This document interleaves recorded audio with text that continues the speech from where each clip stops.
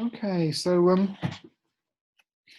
might not have been obvious in the meditation, but the topic for this week is on our compass, courage.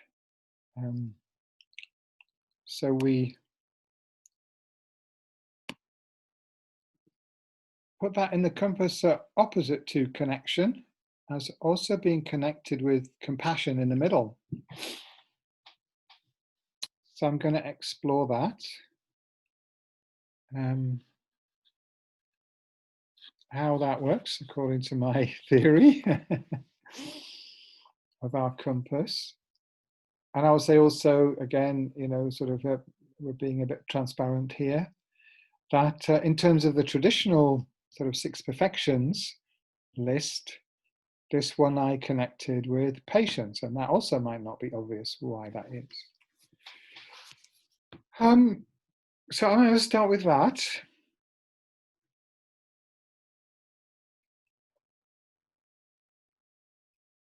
Patience, is basically not getting angry, but anger is also very connected to fear, right? Fear and anger are our 2 basic reactions to situations that we feel negatively about. We either want to, to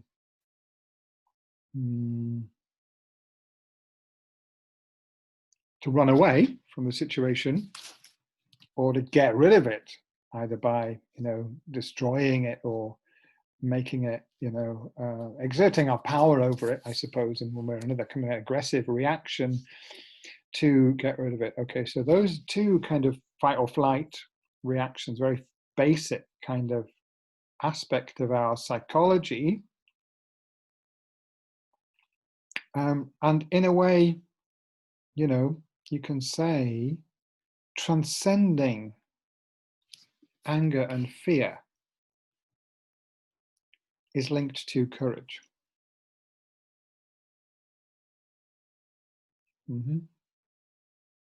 We are afraid of something if we think it threatens us, or we may be angry with something if we think it threatens us. So these are our reactions, our automatic reactions to things or people that we experience as threatening us, as that may harm us. And both of them are problematic. It's fairly obvious, isn't it? And it's these automatic reactions that are problematic. So once again, going back to our compass, it's always the awareness that brings in, the dimension and the wisdom, obviously, which is connected to that. It's awareness that allows us to not be trapped, not be kind of at the mercy of those automatic reactions which create problems. Okay, so courage has to do with recognizing that we actually do have the inner resources within us to meet those difficult situations or difficult people, to remember, to approach those situations or those people from a place of confidence, from a place of inner strength, from a place of knowing that we're going to be okay.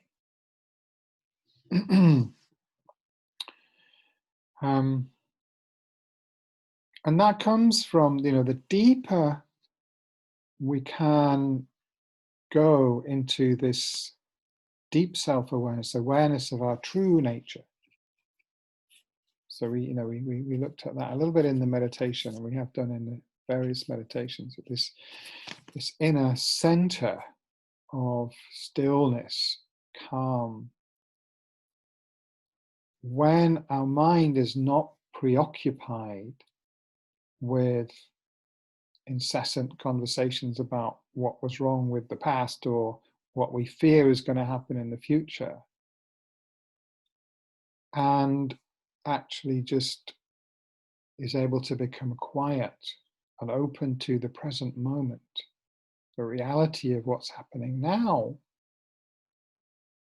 the more we're able to do that, the less we will experience fear and mental disturbance of any kind, actually. So also, courage, I feel, is very connected to compassion, in that to be truly compassionate, we need to have an open heart. We need to open our heart to others.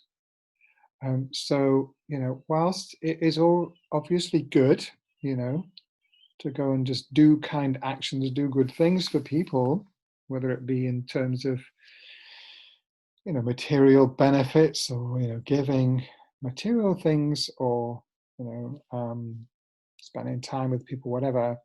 But if we there's some kind of defensive screen in front of us, where we have some kind of background fear or anxiety, underlying anxiety, and therefore, whether we're conscious of it or not, we sometimes are not willing or not able to open up to let in the reality of the person that's confronting us, who they are, what they're experiencing, what they're feeling, the truth of their situation. We may instead be relating to our story about who they are, our concept of who they are or what their experience is, rather than truly listening. And that defensive barrier is very much to do with fear. It can also, of course, come from anger, having a critical thought, critical judgment of that person, thinking, this or that is, or the other is wrong with them.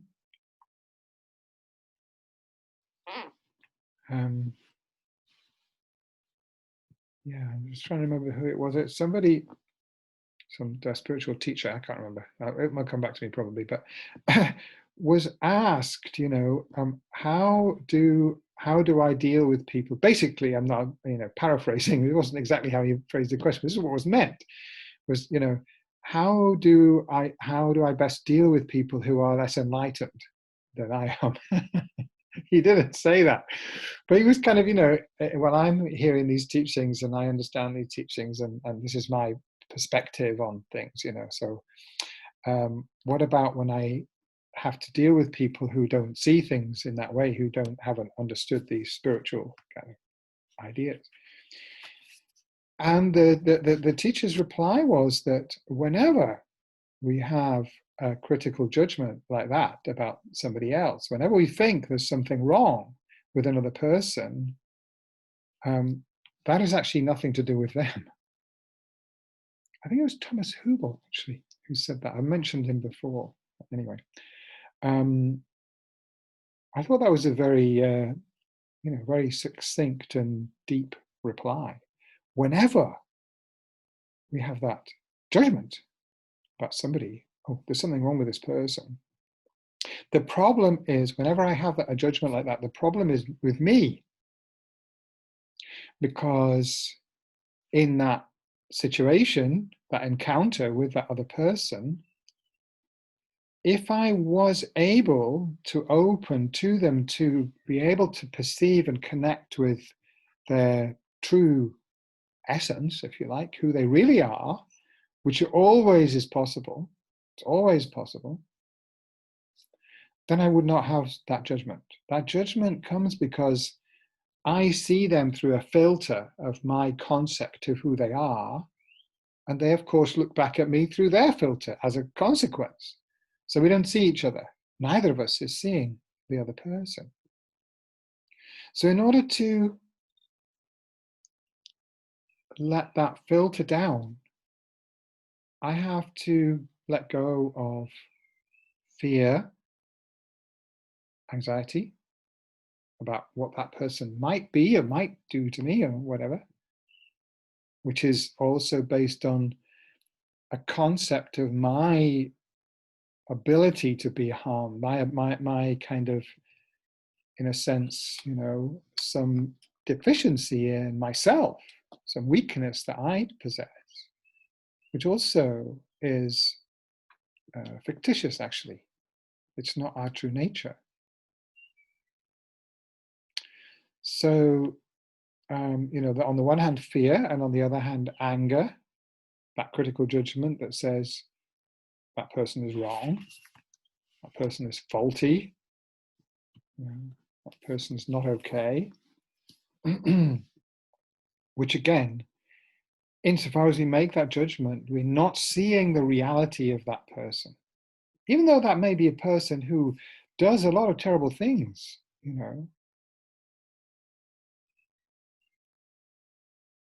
because if we could see through that veil of judgment that we're making, we would begin to be able to understand why that is so. There's always an explanation.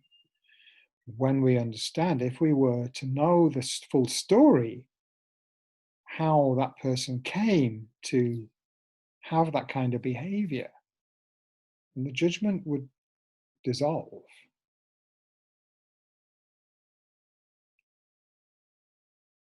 Because we would recognize their actual nature is exactly the same as mine. If I had the same history since birth, the same experiences as that person, I would almost certainly be behaving in very, very much the same way.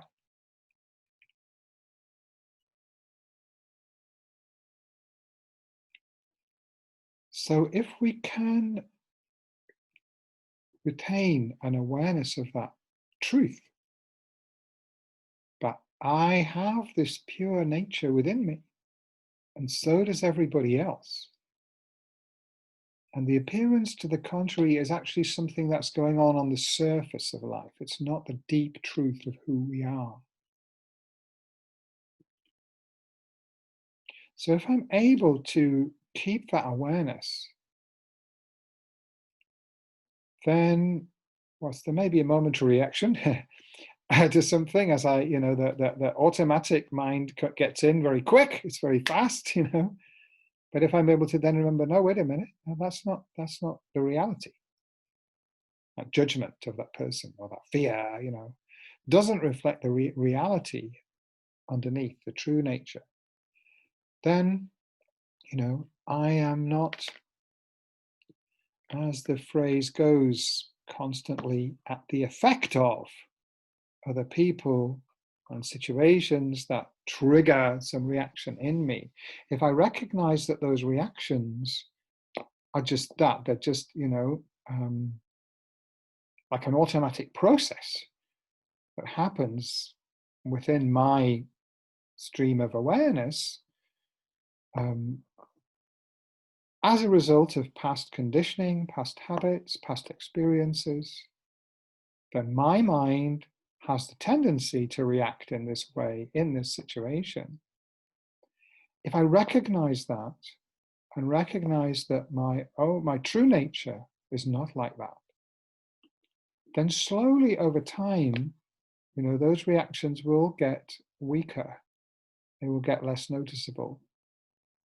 We will be able to stand aside from them more and be like, the attitude to adopt when these things occur, if we possibly can, is the attitude of a scientist, there's that reaction of anger or fear or whatever it is, what we call negative emotions. It's interesting whether they really are negative, actually. But if anything's negative, it's not other people, it's those, in Buddhism, they're called harmful thoughts or afflictive emotions or sometimes they're called delusions or afflictions or so on.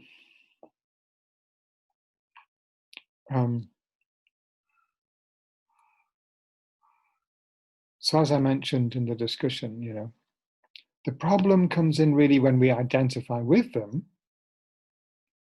And that's difficult to get away from, because one of the things that is common to all of those mental states is that they're based on self-identification. Now, what does that mean? Technical Buddhist term here.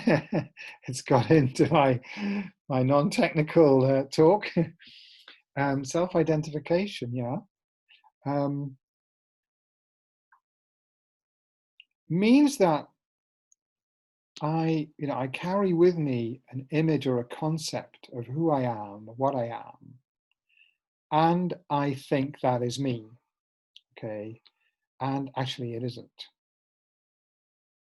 because the reality of who I am can't be captured by a concept. Can't be, no concept. A concept is kind of like a drawing of me. Well, a drawing of me isn't me.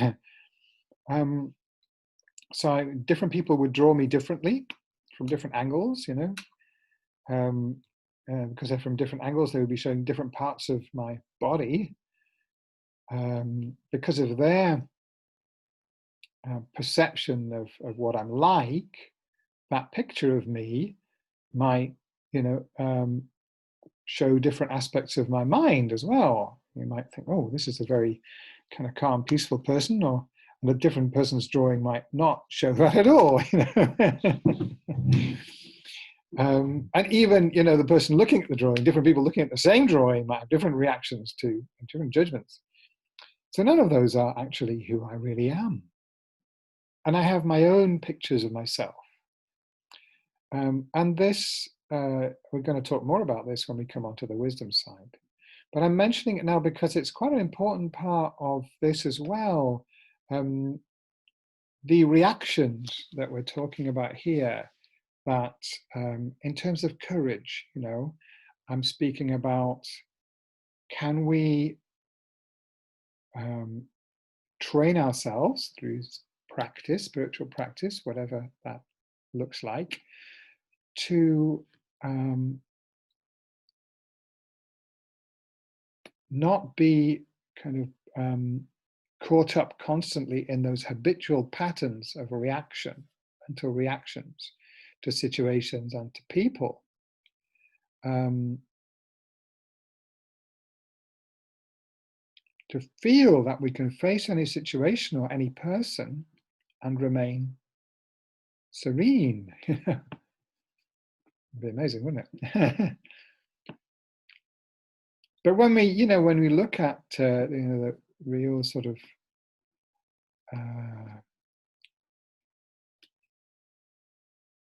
real spiritual teachers, will say, not only people who are kind of professional spiritual teachers, there are other people as well that when we look at, we think, oh, this person, like a Dalai Lama, it's difficult to imagine him getting in a rage, isn't it? Or terrified, for that matter. No, he's a very gentle person, but so naturally we wouldn't associate anger with him, but we would not associate fear either.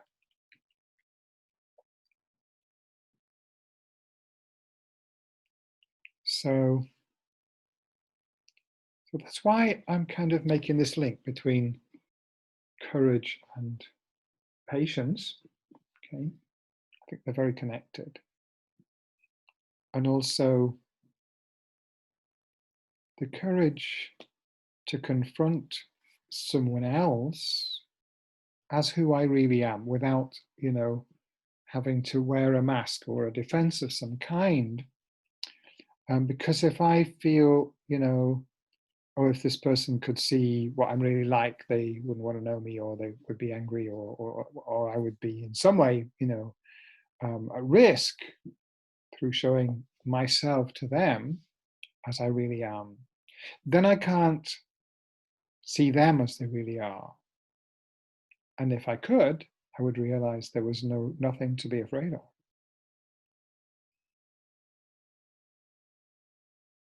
quite remarkable, actually, how, and you may all have different degrees of experience of this. I'm not sure how much you've experienced. I've certainly experienced it, that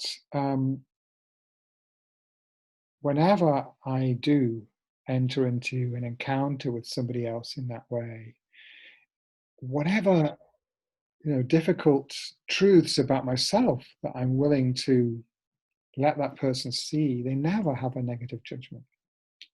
If that's an authentic encounter, but I'm open to them, and therefore they're open to me, because that's how it works. We don't judge other people.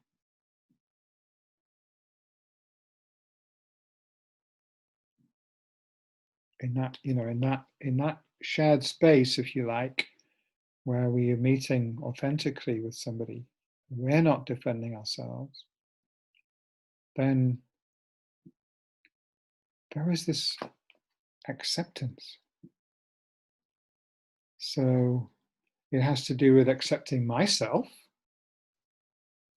very important. Let go of my negative judgments about me. Then I don't need to have a negative judgment about anybody else.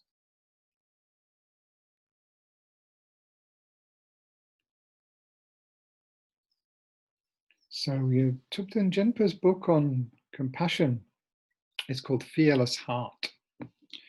And this is, very common way of speaking in the Buddhist teachings and other spiritual traditions as well, about compassion. That compassion is based, is very much connected with courage.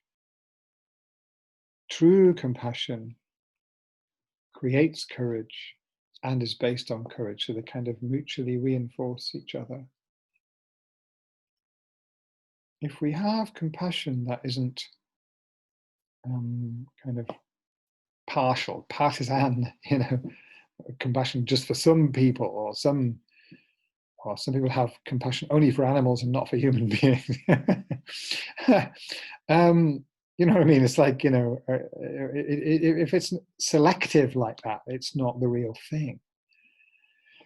But if it isn't, if it is compassion that is non-discriminating, that is compassion towards whoever, human or animal, black, white, male, female, old, young, everybody, compassion towards all beings, that kind of compassion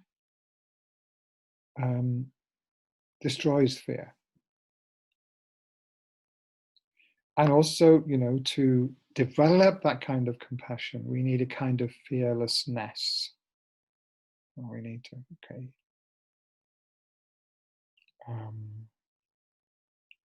So we talked a lot earlier, I keep mentioning this, motivation, very fundamental. That's kind of the foundation stone of our practice, and the motivation, the most fundamental, most important motivation is compassion. So, if we have that motivation, then we know that we will not allow ourselves to be derailed by those fears, the fear that kind of coming from wanting to protect myself all the time. Of course, we need to protect ourselves, and it's also very important to recognize what is my present capacity, because it develops with time and practice, isn't it? So right now, I may have a certain level of ability to let go of my fears and anxieties. But if I try to dive in too deep too quickly, that may not be good. So I don't want to kind of be seeming to advocate heroic courage if we're not there yet. Courage we need to develop bit by bit, as every spiritual quality is developed progressively. But the reality is, at the bottom line is, if you like, all of our fears are based in misunderstandings of how reality exists and of our own true nature. So as we cultivate self-awareness, then naturally over time, fears and anxieties will reduce. We need them to reduce. We need to have a courageous attitude, that whatever I may be willing now, am I able to do now, whatever I may be able to do now, I intend to, learn to develop courage, the courage to confront the situation and accept the reality. This is the situation. I can't wish it away. Can't, wave a magic wand and disappear it. So it's actually very logical to face it with courage,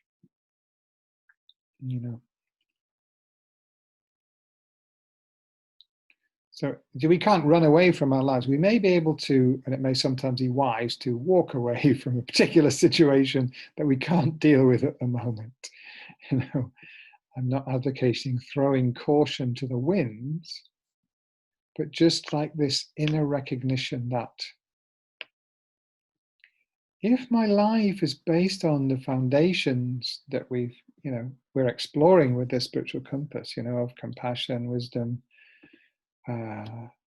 awareness, and so on, these valid kind of spiritual qualities.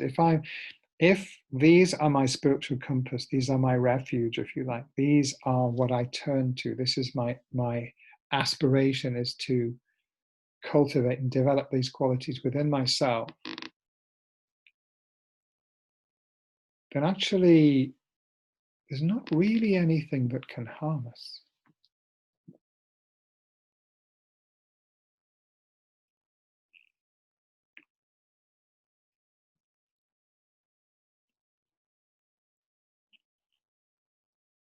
That might take some thinking about.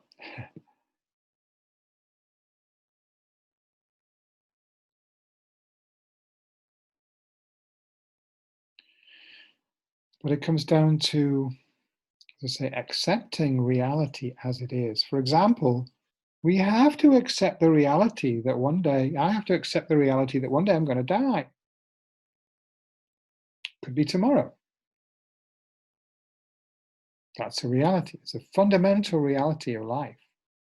And if it's tomorrow, then the only sensible attitude I can have to it really is, well, that was my time. That happens to be my time. And if I can accept that, then,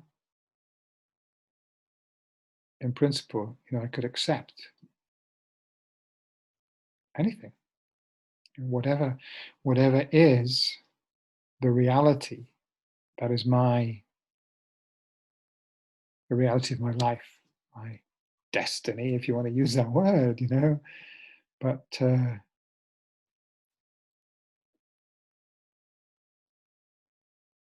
which is.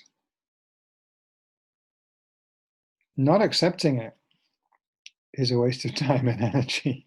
And we can see many examples of people, and sometimes people are baffled by this. How come this person is serenely accepting what's happened to them? It's a well-known kind of aspect of what happens if people know that they're going to die. There's 5 stages or something, isn't it? And I find it slightly, I'm sorry to, perhaps it's a bit unkind to think this, but Elizabeth Kubler-Ross was the person who did this groundbreaking sort of work and research on people who are going through a terminal illness and know that they're going to die. And these 5 stages of, denial and anger and bargaining and whatever. And it comes at the end of it, stages acceptance. I heard, I believe this is true, But she herself actually, because she worked with lots of people she was a founder of the hospice movement, really. So she worked with many, many people who had terminal diagnosis and were facing death. And then ultimately she had a terminal diagnosis herself. And apparently at some point she wrote, I got it wrong. The anger is definitely the right reaction to have. It's Dylan Thomas, isn't it? Rage again. Do not go gently into that good night. Do not go gentle into that good night. Rage, rage against the dying of the light. Okay, fair enough. If you want to do that. But it is possible to accept it. And many people, serenely accept this basic truth that it's inseparable from the fact of life is the fact of death. We cannot have life without death, as we cannot have light without dark or up without down. So, what attitude are we going to take? And some people take the attitude, well, if I'm going to die, I'm not going to, and if I have to accept that in order to accept life, then I'm not going to accept life. Okay. But what's the benefit? There's no benefit in that. We can't accept our life fully and truly and enjoy our life, experience our life fully, unless we're also prepared to accept the fact that it's going to end. So I'm deliberately not going into, deep inquiry in this course about rebirth because, well, for two reasons. One because it's not part of our cultural worldview. Maybe on the way to becoming part of it. I think more and more people in this society do now accept rebirth.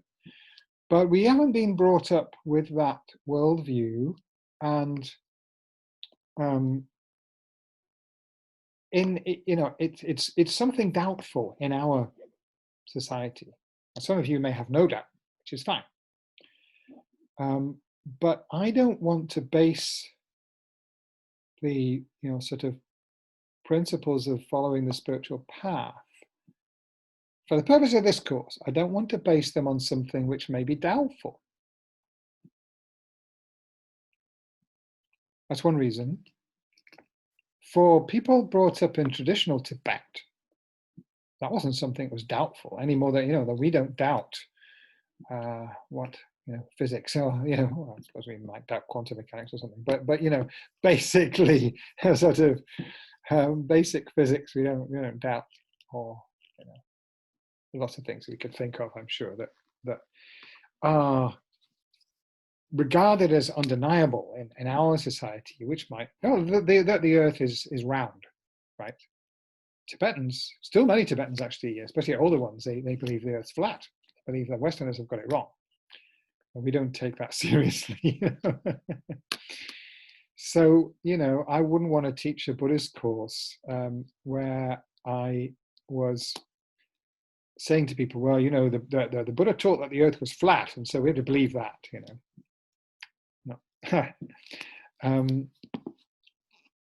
And I suppose I wouldn't want to teach, Tibetans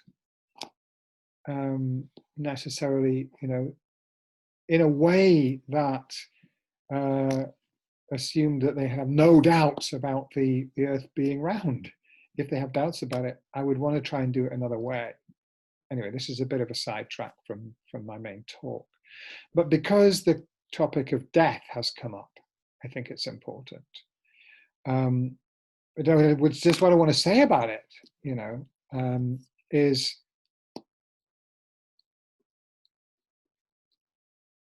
whether or not there's rebirth, there's certainly death. And we don't have to believe in rebirth in order to be able to accept death. This is very clear. Many people, experience that kind of serenity when they're confronted with the reality of death and they have to take it on board. They may go through all sorts of reactions, and then eventually they come to peace. We can be at peace with it. And it doesn't matter whether they're young or old. Even very young people can have that same serenity. And even people that have no idea of rebirth can have it. And so, actually, that perhaps is something quite fundamental to the kind of courage that I'm talking about. If we on some level in denial about it, so we know that we're going to die, but we don't want to accept it,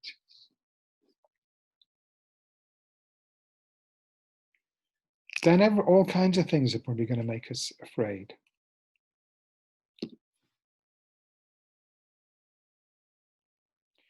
But actually, we can see from experience of others that it's not necessary to have that fear.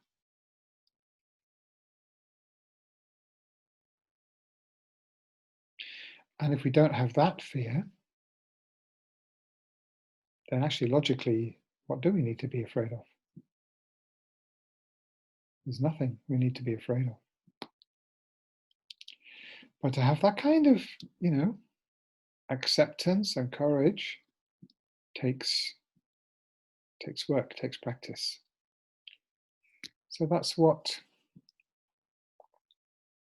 one of the things that we need to work on. It's very important. We can't get to our goal if we say our goal is enlightenment or whatever.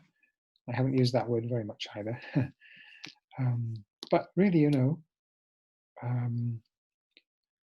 transforming our experience to an experience of open awareness, clarity, wisdom, compassion, all of these things,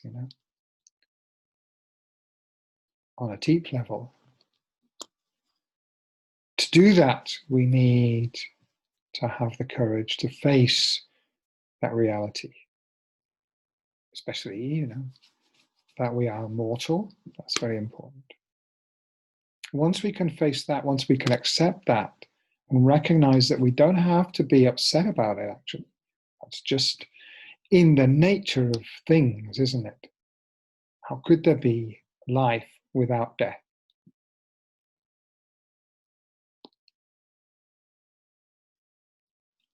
It's an interesting question, actually, because there are some, actually, in Buddhist teachings, there are some teachings that it is possible, but not in the kind of existence that we are in at the moment.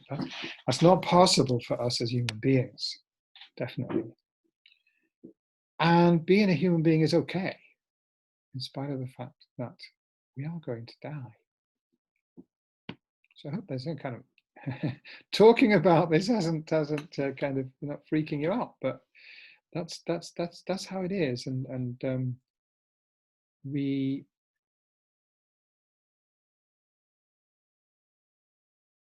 need to overcome that deep-seated fear that is in us. It could be argued that a lot of the problems in the world are down to, when we analyze, the fact that people have a repressed unconscious fear of dying, and those are not willing to accept, they don't want to accept they have to die. Once we accept it, we can be at peace with it. And then a lot of problems dissolve when we're at peace with that. I think that's enough.